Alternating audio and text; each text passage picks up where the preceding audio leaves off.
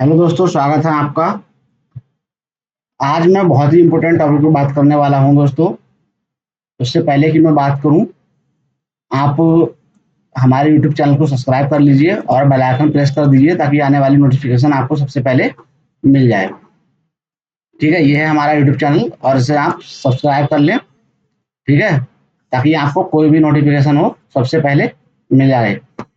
तो आज हम करेंगे क्या, सबसे इम्पोर्टेंट बात ये है दोस्तों, आज हम देखेंगे जो 17 बीपीएससी हुई है उसके साइंस के क्वेश्चन कहाँ से पूछे गए हैं।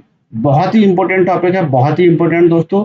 साइंस के जो क्वेश्चन है वो डायरेक्टली एनसीईआरटी से फ्रेम होते हैं और जितने भी क्वेश्चन आए हैं 30-35 क्वेश्चन आए हैं दोस्तों। 30 क्वेश्चनों का लगभग साइंस का वेटेज रहता है।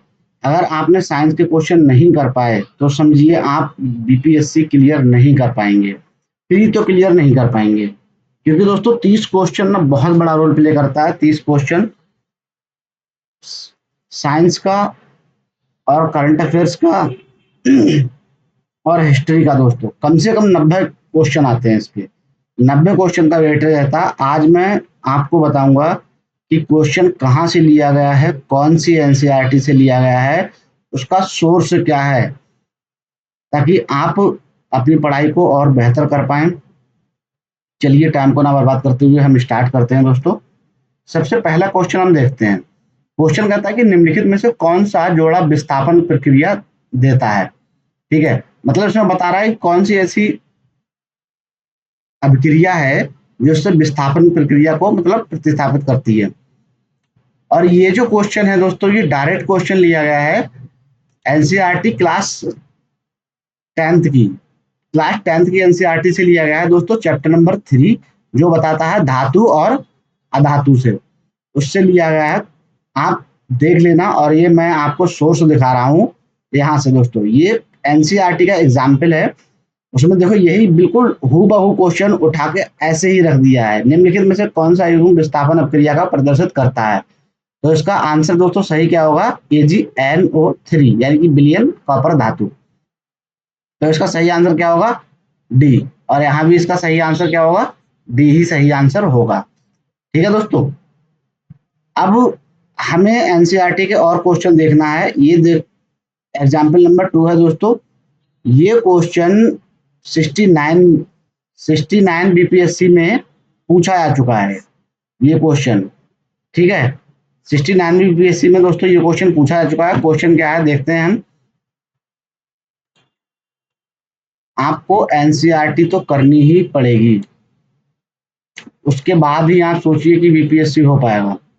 तो ये दोस्तों ये क्वेश्चन है, लोहे के फ्राइंग पैन यानी फ्राइंग जो पैन है, लोहे के फ्राइंग पैन को जंग से बचाने के लिए निम्नलिखित में से कौन सी धातु को प्रयुक्त किया जाता है।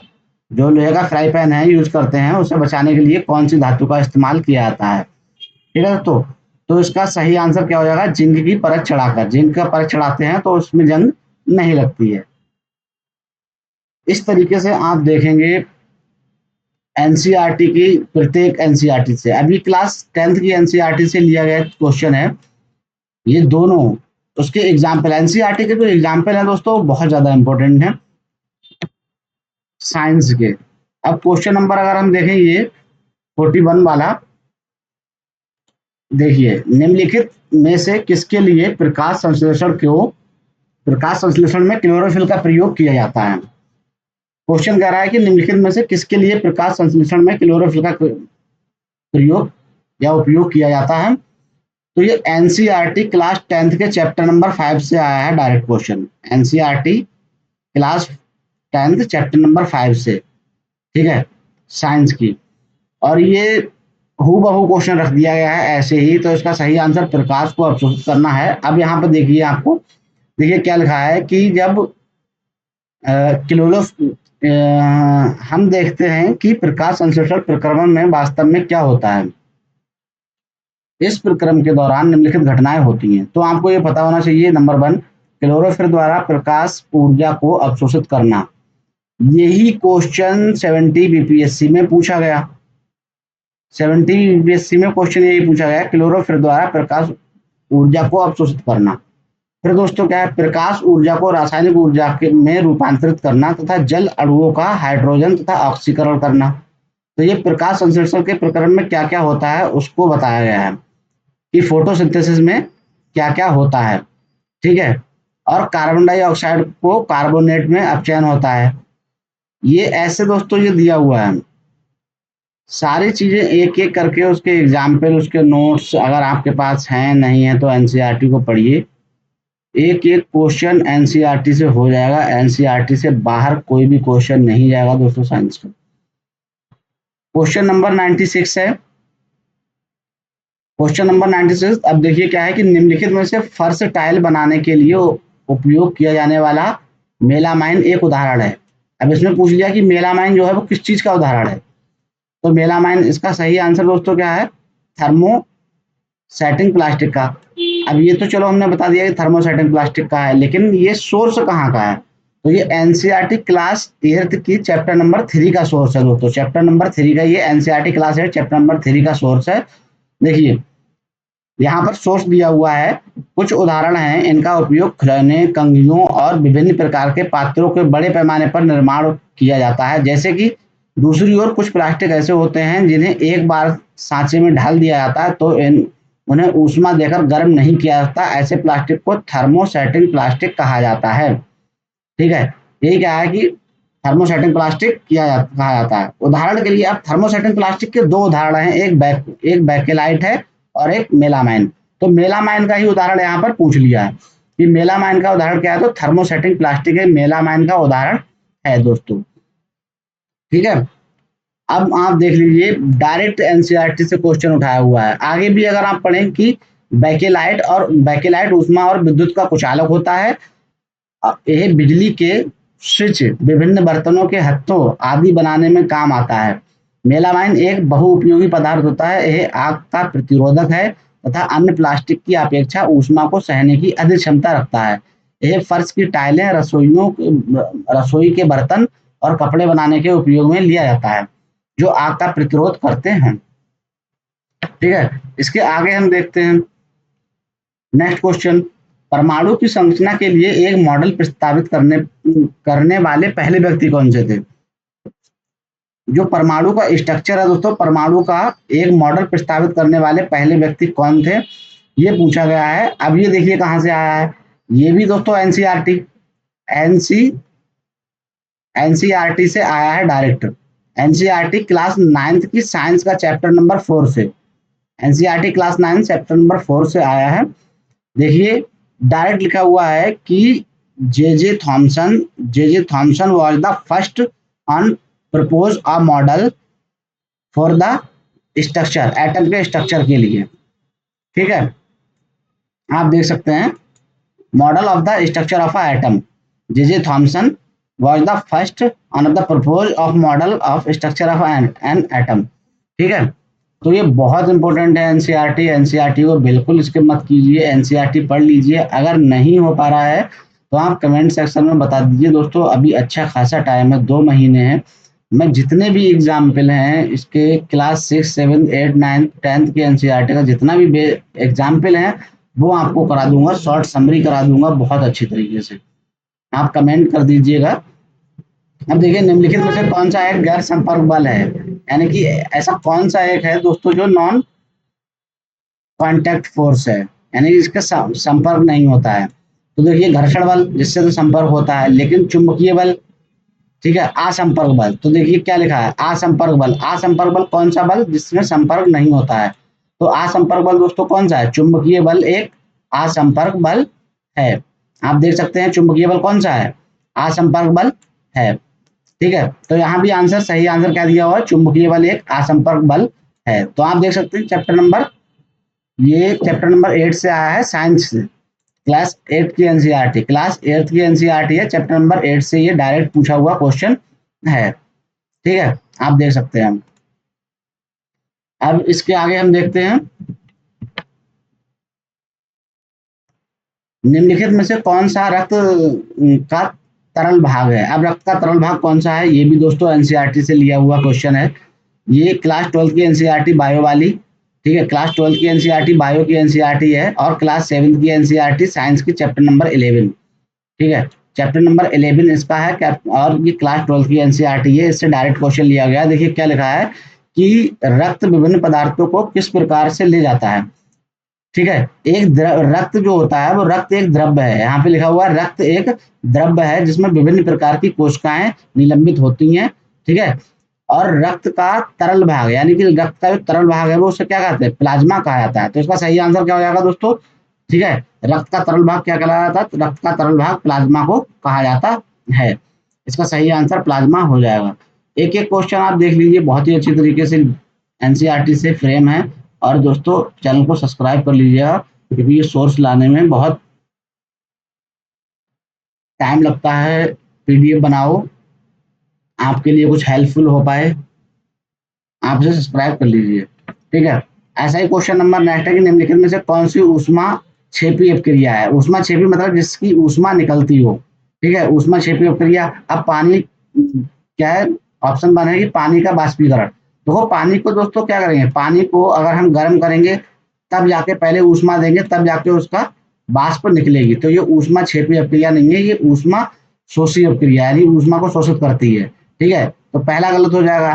तो आप एलिमिनेशन के मेथड से भी कर सकते हैं, पहला गलत पहला गलत, इस तरीके से कर सकते हैं। लेकिन क्या होता है, अब सल्फ्यूरिक अम्ल का तनुकरण यानी H2SO4 का तनुकरण करेंगे तो ये बिल्कुल ऊष्मा क्षेपी अपक्रिया है। बिना बुझे चुने हुए के साथ पानी की प्रतिक्रिया करेंगे तो बिल्कुल ऊष्मा क्षेपी अपक्रिया है। लेकिन कपूर को भाई सेम प्रोसेस, अगर हम कपूर को रखेंगे, कपूर को हम क्रिस्टलीकरण करेंगे, उदरपातन करेंगे, तो पहले उसके नीचे हमें आग जलानी होगी, तब जाके वो क्रिस्टलीकरण होगा दोस्तों।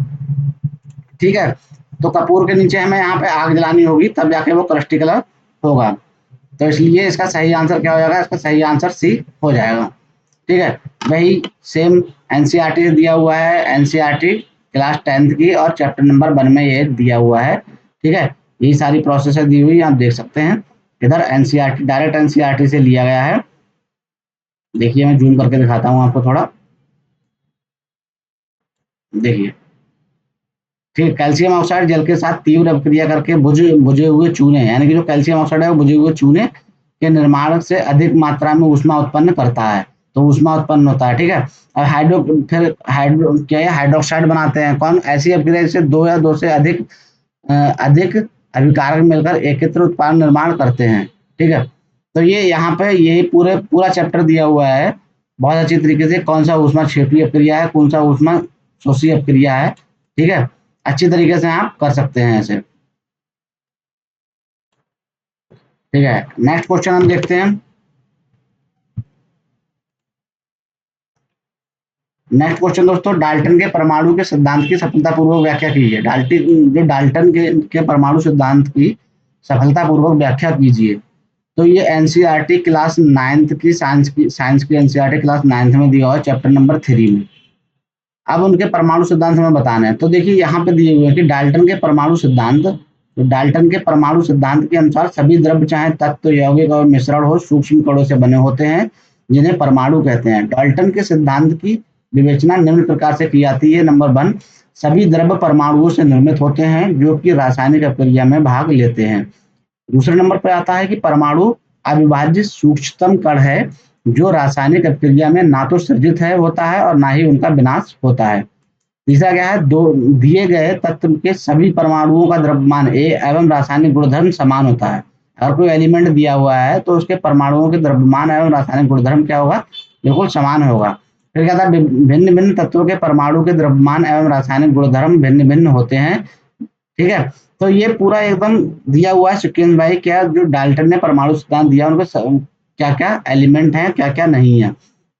भाई यहाँ पे पूछ लिया गया है कि द्रव्यमान संरक्षण का नियम पालन करता है क्या, बिल्कुल करता है। स्थिर संगठन का नियम का पालन करता है, बिल्कुल करता है। रेडियो धर्मिता का कहीं भी जिक्र नहीं है इसमें, आप देख सकते हैं। और बहु अनुपात नियम का पालन करता है, हाँ बिल्कुल करता है। ठीक है, ये देखिए पूर्ण संख्या के अनुपात में सहयोग के योग के निर्माण निर्मित करते हैं। ठीक है, तो इसका सही आंसर क्या हो जाएगा, इसका सही आंसर सी हो जाएगा। सॉरी, सही आंसर बी हो जाएगा।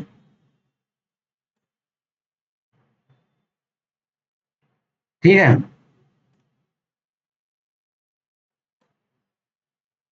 आगे देखते हैं। आगे दोस्तों क्या है कि ऊष्मा स्थानांतरण जिसके लिए किसी माध्यम की आवश्यकता नहीं होती है क्या कहलाता है? तो ऊष्मा का स्थानांतरण जिसके लिए किसी माध्यम की आवश्यकता नहीं है, आपने पढ़ा होगा, क्या कहलाता है? विकिरण कहलाता है। ये भी एनसीईआरटी क्लास 7 के साइंस के चैप्टर नंबर 3 से पूछा हुआ डायरेक्ट क्वेश्चन है। ये क्या है, ऊपर तो दिया हुआ है कि सूर्य से हम तक ऊष्मा कैसे पहुंचती है? यह चालन अथवा संवहन विधि के द्वारा सूर्य से ऊष्मा पहुंचती है, ठीक है, हम तक नहीं पहुंच सकती।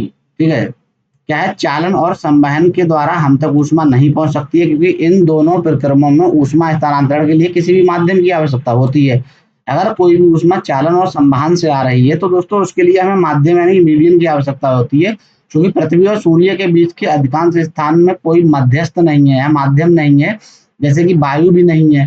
तथा सूर्य से हम तक जो ऊष्मा आती है वो एक प्रक्रम के द्वारा आती है, जिसे विकिरण कहा जाता है। सूर्य से ऊष्मा किससे आती है? विकिरण। तो विकिरण के द्वारा ऊष्मा का स्थानांतरण होता है हमारे पास। ठीक है, तो वही क्वेश्चन डायरेक्ट पूछ लिया है क्लास 7 की एनसीईआरटी चैप्टर नंबर 3 से ये क्वेश्चन आया है। उसके बाद हम देखते हैं नेक्स्ट क्वेश्चन। नेक्स्ट क्वेश्चन है कि निम्नलिखित में से कौन सा अम्ल जो है वो पेट में स्रावित होता है? तो ऐसा कौन सा अम्ल है दोस्तों जो पेट में स्रावित होता है, ये आपको बताना है। ठीक है, ये भी एनसीईआरटी से क्वेश्चन लिया हुआ है डायरेक्ट। तो सही आंसर तो इसका यही है, ए हाइड्रोक्लोरिक अम्ल। ठीक है, लेकिन ये देखिए बताया गया है क्या कि अमाशय का आंतरिक स्तर जिसे सतह यानी कि श्लेष्मा झिल्ली कहते हैं, वो हाइड्रोक्लोरिक एसिड तथा पाचन रस स्रावित करता है। तो क्या करता है? हाइड्रोक्लोरिक एसिड और पाचन रस का स्रावित करता है। ठीक है, तो डायरेक्ट क्वेश्चन है दोस्तों, कोई दिक्कत नहीं है, आप एनसीईआरटी अच्छे से पढ़िए, साइंस का कोई भी क्वेश्चन आपका अछूता नहीं रहेगा। नेक्स्ट क्वेश्चन आया है कि निम्नलिखित में से कौन सा सोडा अम्ल अग्निशामक का घटक है?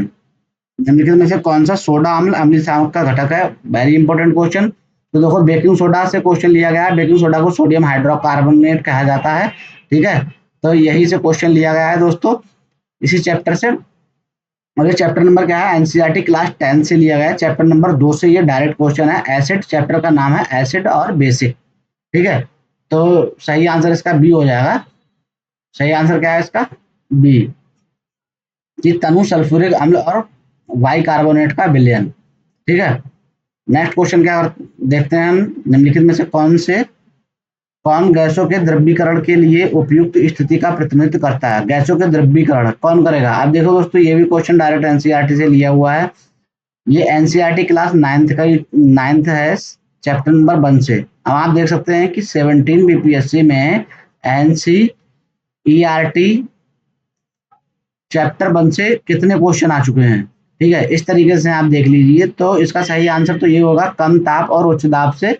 और यहाँ पे देख भी सकते हैं आप कि ठोस के ताप को बढ़ाने पर उसके कणों की गतिज ऊर्जा बढ़ जाती है। ठीक है, गतिज ऊर्जा में वृद्धि के कारण कण के अधिक तेजी से कंपन करने लगते हैं। ऊष्मा के द्वारा प्रदत्त की गई ऊर्जा कणों के बीच के आकर्षण बल को पार कर लेती है। इस कारण कण अपने नियत स्थान को छोड़कर अधिक स्वतंत्र होकर गति करने लगते हैं।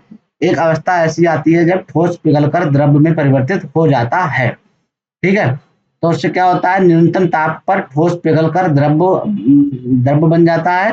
ठीक है, इसका गलनांक कहा जाता है। किसी ठोस का गलनांक उसके कणों के आकर्षण बल के समानार्थ को दर्शाता है। ठीक है, तो ये बिल्कुल डायरेक्ट क्वेश्चन है, क्लास 9th की एनसीईआरटी का क्वेश्चन है ये। आप देख सकते हैं सोर्स अच्छी तरीके से। फिर उसके बाद क्वेश्चन होता है किस मीटर का उपयोग वाहन द्वारा तय की गई दूरी को मापने के लिए किया जाता है? ये क्वेश्चन आपको मतलब बहुत सारी किताबों में भी मिल जाएगा, लेकिन बेसिक आपका एनसीईआरटी है तो एनसीईआरटी से ही पढ़िएगा। इसका सही आंसर तो ओडोमीटर होगा। इसका सही आंसर क्या होगा दोस्तों? ओडोमीटर का उपयोग किया था। अब ये मिलेगा कहाँ? एनसीईआरटी क्लास 7 की जो एनसीईआरटी है उसका चैप्टर नंबर 3 है साइंस की, उसमें आपको मिल जाएगा कि स्पीडोमीटर, स्पीडोमीटर या फिर ओडोमीटर कहते हैं। क्या कहते हैं मतलब, यहाँ देखिए। ठीक है, आप ये भी याद कर सकते हैं कि दी गई चाल से चलने वाली कोई वस्तु किसी दूरी को कितने समय तक तय करती है। ठीक है, उसका दिया गया है समय, टाइम, दूरी अपॉन ये फार्मूला, और फिर उसे ओडोमीटर या फिर पथ मीटर कहा जाता है। ठीक है, देख सकते हैं एनसीईआरटी का क्वेश्चन है अच्छी तरीके से। उसके बाद दोस्तों अभी तक आपने देखा होगा ज्यादा मैक्सिमम जो क्वेश्चन है वो क्लास 6, 7th, 8th, 9th और 10th की एनसीईआरटी से आते हैं। तो आपका दायित्व है दोस्तों, अगर आप बीपीएससी क्लियर करना चाहते हैं, प्री क्लियर करना चाहते हैं, तो साइंस के 10 तक की साइंस तो पढ़ लीजिए, बहुत अच्छे से पढ़ लीजिए। उसके अलावा कुछ भी मत पढ़िएगा। साइंस में अदर कोई किताब मत यूज कीजिएगा, सिर्फ एनसीईआरटी बाइबल है आपके लिए। ठीक है। फिर नेक्स्ट क्वेश्चन है, किन जीवों में बीजाणु निर्माण द्वारा प्रजनन होता है। ठीक है। ये क्वेश्चन दोस्तों बिल्कुल एनसीईआरटी से आया है, लेकिन इसे बीपीएससी ने क्या किया, डिलीट कर दिया, क्योंकि इसके मैक्सिमम उत्तर हो गए थे। तो इसके चक्कर में बीपीएससी ने क्या कर दिया, इसे डिलीट कर दिया। एनसीईआरटी क्लास 7 में है और एनसीईआरटी क्लास 12 में भी है साइंस की। ठीक है। तो इसका सही आंसर फर्न भी होगा। बीजाणु निर्माण के द्वारा प्रजनन फर्न का भी होता है, खमीर का भी होता है, शैवाल का और कवक का भी होता है। इसका उपयोग तो सभी है। अब इसे देख लीजिए कि इसलिए क्योंकि हो सकता है कि नेक्स्ट बार इसका उपयोग तो सभी आ जाए। ठीक है। इसलिए आप देख लीजिए, बहुत इंपॉर्टेंट है। और इसका देख लीजिए, यहाँ पे दिया हुआ है कि बीजाणु का निर्माण, बीजाणु का निर्माण क्या है, ये डायग्राम था, ये सही से आया नहीं डायग्राम में, आप देख सकते हैं। ठीक है, अच्छी तरीके से। फिर दोस्तों, फिर देखिए निम्नलिखित में से कौन सा दिए गए तार का प्रतिरोध है। अब तार का प्रतिरोध कौन सा है, इसे आप अच्छी तरीके से देख सकते हैं। इसका सही आंसर बी हो जाएगा। कि फार्मूला आपने जाना ही होगा, बी बराबर आई आई होता है, फिर आर बराबर बी अपॉन आई होता है। ठीक है। ये देखा होगा ओम के नियम का, जब हम लोग पढ़ते हैं क्लास 12th में, तब भी ओम के नियम को पढ़ते हैं कि आर बराबर बी अपॉन आई। ठीक है। ये भी एनसीईआरटी में दिया हुआ है। ये कौन सी क्लास 12th की एनसीईआरटी, चैप्टर नंबर 7 में दिया हुआ है। आप देख सकते हैं क्लास 12th की एनसीईआरटी चैप्टर नंबर 7 में दिया हुआ है। उसके बाद आता है कि निम्नलिखित में से कौन सा टेस्ला का समतुल्य इकाई है, कि कौन सी ऐसी यूनिट है एक टेस्ला के समतुल्य है। अब ये दोस्तों क्वेश्चन डायरेक्ट तो नहीं है, लेकिन अगर आपको यूनिट याद है तो अच्छी तरीके से ये क्वेश्चन आप फ्रेम कर सकते हैं, क्योंकि ये एक फार्मूला होता है, F vector equal to I L L vector into B vector. इस फार्मूले से होता है, तो ये निकल जाता है। ठीक है। तो उसका सही आंसर क्या होगा, न्यूटन पर एम्पियर मीटर। ये आप अच्छे से पढ़ेंगे तो हो जाएगा। ये भी एनसीईआरटी से ही दिया हुआ क्वेश्चन है, लेकिन क्लास 12th की एनसीईआरटी का दिया हुआ है। अच्छी तरीके से आप कर सकते हैं इसे। उसके बाद अगर हम नेक्स्ट क्वेश्चन की बात करें, तो सूक्ष्म जीवों द्वारा कार्बनिक पदार्थों को तोड़ने की प्रक्रिया क्या कहलाती है। जो माइक्रो ऑर्गेनिज्म होते हैं वो कार्बनिक पदार्थों को तोड़ देते हैं, वह प्रक्रिया क्या कहलाती है। सभी जानते हैं कि वो डिकम्पोजर मतलब अपघटन अपघटन की प्रक्रिया होती है, लेकिन एनसीईआरटी क्लास 8 में ये डायरेक्ट दिया हुआ है। ठीक है। चैप्टर नंबर 2 में आप देख सकते हैं कि पर्यावरण को स्वच्छ रखने के लिए भी इनका उपयोग किया था। उदाहरण के लिए ठीक है, उदाहरण के लिए कार्बनिक अपशिष्ट, सब्जियों के छिलके, जंतु अवशेष और विष्ठा आदि का अपघटन जीवाणुओं द्वारा निर्माण होता है। ठीक है। तो ये कह रहे हैं अपघटन जीवाणुओं द्वारा किया जाता है। तो बैक्टीरिया के द्वारा क्या किया जाता है, अपघटन किया जाता है, उन्हें डिकम्पोजर के नाम से जाना जाता है। बेसिक क्वेश्चन था, सभी को आता ही होगा। फिर निम्नलिखित में से कौन सी विकिरणें शरीर के दर्द से राहत पाने के लिए उपयोग किए जाते हैं। तो ऐसा कौन सा विकिरण है जो शरीर के दर्द के लिए राहत पाने के लिए किया जाता है। तो इसका सही आंसर दोस्तों इंफ्रारेड हो जाएगा। ठीक है। इसका सही आंसर क्या है, इंफ्रारेड विकिरण हो जाएगा। सही आंसर इंफ्रारेड विकिरण हो जाएगा इसका। और अगर हम बात करें तो अवरक्त तरंगे एनसीईआरटी में दिया हुआ है, चैप्टर नंबर 12 की क्लास 12 की चैप्टर नंबर 8 में दिया हुआ है फिजिक्स की, अच्छी तरीके से। कुछ चैप्टर हैं जो फिजिक्स के पढ़ने ही पढ़ने पड़ेंगे दोस्तों, बहुत ज्यादा इंपॉर्टेंट हैं वो। फिर अगला क्वेश्चन है कि निम्नलिखित में से किस जीवाणु बीमारी का प्लीहा ज्वर कहा जाता है। निम्नलिखित में से किस जीवाणु बीमारी को प्लीहा का ज्वर कहा जाता है। तो इसका सही आंसर दोस्तों एंथ्रेक्स हो जाएगा, एंथ्रेक्स। ठीक है। सही आंसर इसका एंथ्रेक्स हो जाएगा। एनसीईआरटी क्लास 8 में साइंस के चैप्टर नंबर 2 में ये दिया हुआ है। डायरेक्ट तो ये क्वेश्चन नहीं दिया हुआ है, लेकिन अगर एग्जाम्पल में दिया हुआ कि अनेक सूक्ष्मजीव केवल मनुष्य एवं पौधों में ही रोग के कारक नहीं वरन दूसरे जंतुओं में भी रोग के कारक बनते हैं, फिर क्या था उत्पन्न करते हैं। उदाहरण के लिए एंथ्रेक्स, ठीक है, एवं कुछ जो मवेशियों में होता है। ठीक है, नेक्स्ट क्वेश्चन हम लोग देखते हैं। बेसिक क्वेश्चन था कि जीव की संरचनात्मक एवं कार्यात्मक इकाई को क्या कहा जाता है। तो ये बेसिक क्वेश्चन है, क्लास नंबर 9 की एनसीईआरटी का है, चैप्टर नंबर 5 है साइंस में, और उसे सेल कहा जाता है। सेल्स जो होती है वो बेसिक यूनिट है, ठीक है, ह्यूमन बॉडी की। तो याद रखना, बहुत सारे दिए हैं। क्या दिया है कि कोशिका जीवन की मूलभूत स्ट्रक्चरल यूनिट है, मतलब इकाई है। और कोशिका के चारों चारों और प्लाज्मा झिल्ली पाई जाती है चारों ओर, ठीक है। वे झिल्ली लिपिड लिपिड तथा प्रोटीन की बनी होती है। तो न हो सकता है कि नेक्स्ट क्वेश्चन पूछ ले कि जो कोशिका मेम्ब्रेन है उसके जो चारों ओर की झिल्ली जो होती है वो किसकी बनी होती है। तो याद रखना, लिपिड प्लस मेम्ब्रेन की, लिपिड एवं प्रोटीन की बनी हुई होती है, ठीक है। कोशिका झिल्ली कोशिका का सक्रिय भाग है, यह पदार्थों की गति को कोशिका के भीतर तथा बाहरी वातावरण से नियमित करती है, ठीक है। नेक्स्ट क्या है, नेक्स्ट है कि पादप कोशिका में कोशिका झिल्ली के चारों ओर एक कोशिका भित्ति होती है। कोशिका भित्ति सेल्यूलोज की बनी हुई होती है, ठीक है। जो सेल वॉल जो होती है, सेल वॉल, सेल वॉल जो होती है वो किसकी बनी हुई होती है, सेलुलोज की बनी हुई होती है, ठीक है। याद रखना। फिर नेक्स्ट है कि पादप की कोशिकाओं में स्थित कोशिका भित्ति फंजाई तथा बैक्टीरिया को अल्प परासरण दावी घोल यानी कि माध्यम में बिना फटे जीवित रहने देती है। ऐसी यूकैरियोटिक प्रोकैरियोटिक सेल्स पाई जाती हैं, बहुत सारे, पूरा चैप्टर है, आप पढ़ लीजिए। फिर नेक्स्ट क्वेश्चन है, निम्नलिखित में से कृत्रिमीय तैयार किया था, कृत्रिम रूप से कौन सा ऐसा है तैयार किया होता है। ये चैप्टर एनसीआर, ये क्वेश्चन एनसीईआरटी में नहीं मिला दोस्तों डायरेक्ट, लेकिन बाहर से पढ़ेंगे तो हो जाएगा। तीसरी जो है वो कृत्रिम रूप से तैयार किया जाता है। फिर नेक्स्ट क्वेश्चन एक है, उर्वरक को किस घटक का उपयोग शीघ्र विकास को प्रोत्साहित करने के लिए किया जाता है। तो ये फास्फोरस है, ठीक है। अगर कोई भी उर्वरक, ये आप पढ़े होंगे फास्फोरस साइकिल में पढ़ते हैं, जैसे कि हम पर्यावरण में जब हम इन्वायरमेंट पढ़ते हैं दोस्तों, पर्यावरण जब आप पढ़ेंगे तब आप उसमें पाएंगे कि फास्फोरस जो चक्र होता है वो किस तरीके से कार्य करता है, ठीक है, उसमें ही दिया हुआ है।